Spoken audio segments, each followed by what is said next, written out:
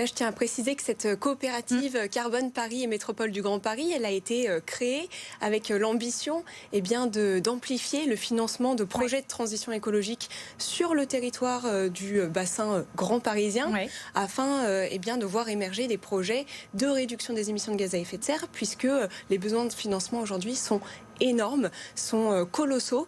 Un chiffre, à l'échelle nationale, le besoin de financement, il est estimé par le rapport Pisani-Ferry-Mahfouz à 100 milliards d'euros. Donc on a besoin aujourd'hui, c'est considérable, on a besoin aujourd'hui de créer de la coopération entre les acteurs privés, les acteurs publics, les acteurs associatifs pour accélérer le financement de ces projets de transition écologique pour qu'on continue tout simplement à bien vivre en ville et même à la campagne dans les années à venir. Il y a des sociétés, particulièrement en Île-de-France, qui se lancent là-dedans, qui se disent « je veux mettre de l'argent pour améliorer le quotidien des habitants ». Tout à fait, il y a une variété d'entreprises en fait qui prennent conscience de la nécessité de contribuer localement à l'amélioration aussi de la qualité de vie, parce que ça vaut également pour leurs salariés.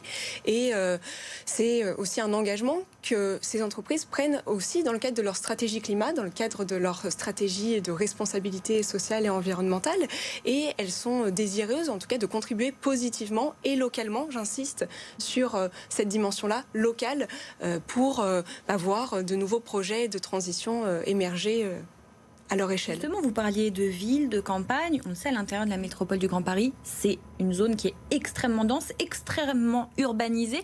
Est-ce que c'est difficile de trouver des projets qui sont faisables tout simplement dans cet espace qui est si dense? C'est une très très bonne question parce que c'est vrai qu'à l'échelle d'un territoire urbain très dense, on va davantage aller vers le financement de projets d'adaptation, donc de rafraîchissement de la ville, de végétalisation, d'agriculture urbaine, plutôt que des projets d'agriculture ou de reforestation, parce que vous imaginez bien que à proximité immédiate de Paris, on n'a pas encore de grandes forêts. Donc ça, c'est des projets d'adaptation, mais en étend un petit peu notre périmètre d'action de manière à pouvoir également financer des projets d'agriculture notamment et de reforestation. Donc ça, c'est plus sur le périmètre de l'Île-de-France, voire au-delà. C'est compliqué à mettre en place ces projets?